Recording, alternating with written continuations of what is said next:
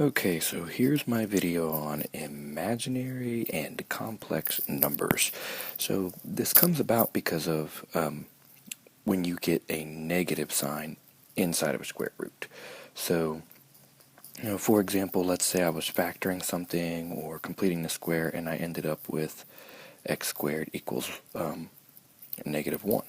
Well, if I root each side, I end up with x equals the square root of -1. Now, up until this point, we've been kind of red flagged with this and saying that this is not supposed to be able to happen. You're not supposed to have a negative sign under a radical, and we've just been saying it's not real.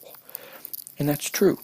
But now, instead of just saying it's not real, we're going to dive into the land of imaginary and actually convert these non-real representations into imaginary numbers.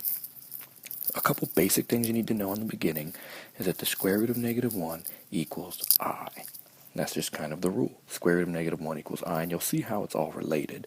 And that's because if I would square both of these sides, so if I would square this side and square that side, -1 equals I squared. And so essentially, if I have the square root of -1, that means I can really change that into the square root of I squared. And if I have the square root of something squared, it's just going to be I. So that's kind of how it's all related. The square root of -1 equals I squared equals -1. So I want to talk about a couple iterations of I. The first, we'll say 4 powers of I. So let's say we have I to the 0 power. Anything to the 0 power is 1. What about I to the first power? Yeah, anything to the first power is just itself, I. I squared, hopefully you recall from the last slide that I squared is -1. I cubed, let's break this down a little bit. I cubed is really just I squared times I to the 1. Well, I squared is -1, and I to the 1 is I, so I cubed is really -I. And then I to the 4th. Let's break it down. It's really I squared times I squared, and we know that that's -1 times -1, and so that's 1. This pattern here is cyclical, meaning it'll always be 1I, -1, -I. Those are the only answers that I can be when it's just a pure imaginary number, just an I. And so it might be helpful to see this little axis here. And we're going to talk about this a little more in a minute or so. When you graph complex numbers, you have the real axis, so not the x-axis, but the real axis is the horizontal axis, and you have the imaginary axis as your vertical. Imaginary. So let's say that I look at +1, -1, positive I, and -I. My pattern is just going to go counterclockwise, which if you're familiar with mathematics, pretty much everything works counterclockwise. Degrees, radians, everything is measured counterclockwise. Your quadrants is the first, second, third, fourth, all of that goes counterclockwise. So we could use this cyclical movement to really find out what any power of I is. So for example, if I want to know I to the 10th power, well, I just go 1, 2, 3, 4, 5, 6, 7, 8, 9, 10. I know I to the 10th power has to be -1. Now, it'd be silly if I expected you to draw this imaginary and real plane and go around and around in a circle for every exponent of I you get. So there are a couple of other little tricks. You can break them down like this, like I have done. Break them down into smaller parts, I squareds and I to the first powers. You could do that, but essentially it's the same thing as the cyclical movement. The higher the exponent goes, the more tedious that will be. So instead, I've come up with this way to where you just take the exponent and divide it by 4, and whatever your remainder is,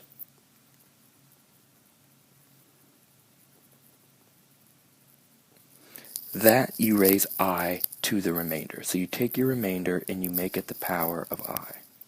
Make it power or exponent of I. So here's what I mean. Take I to the 100th power, for example. Well, 100 divided by 4 is 25 with no remainder. So if there's no remainder, that's like saying I to the 0 power, which is 1.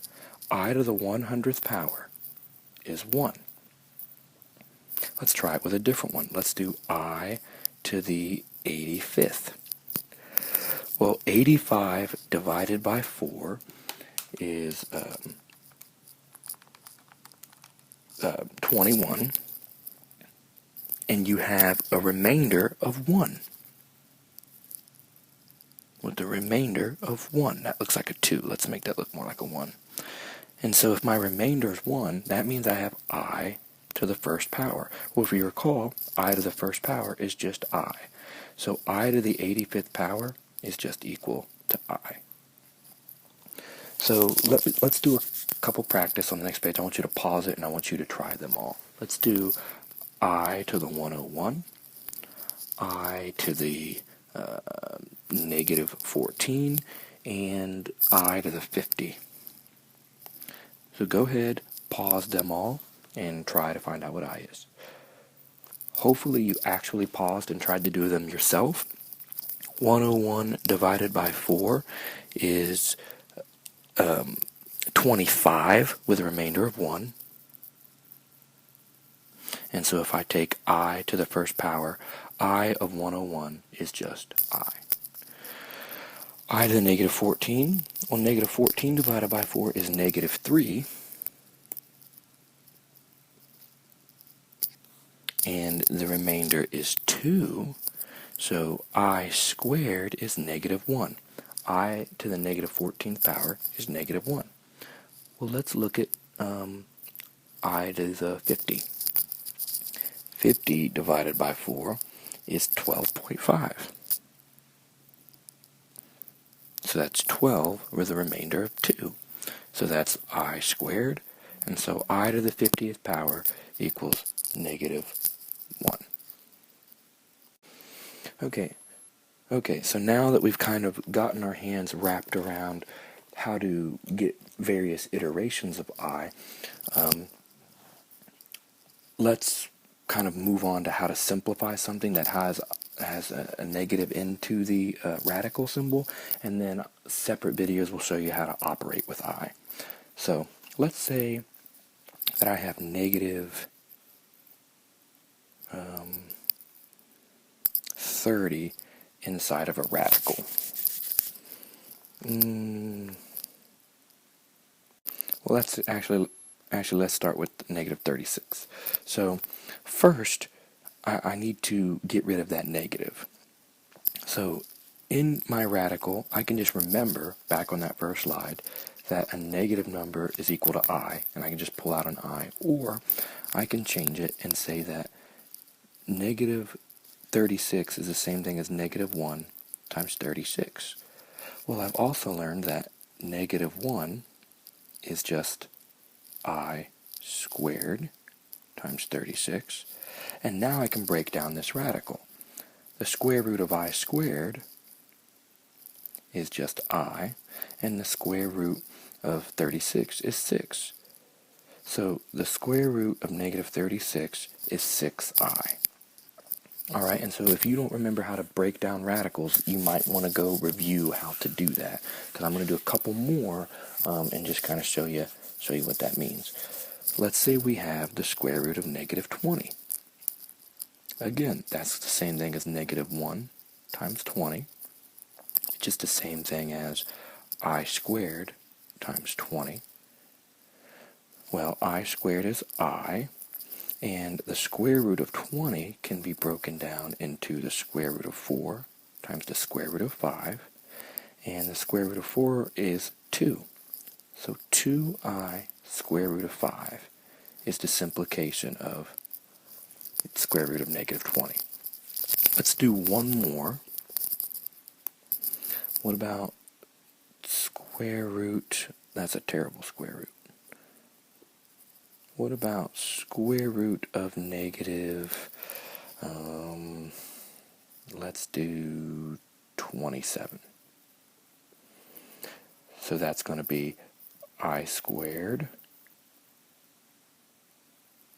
Let me not skip a step. That's going to be negative 1 times 27, which becomes I squared times 27. Square root of I squared is I. Square root of 27 breaks down into the square root of 9 times the square root of 3, the square root of 9 being 3. So 3i square root of 3. All right, so go ahead and give the worksheet a try after you watch the other videos, if you're in my class, that is. Thank you.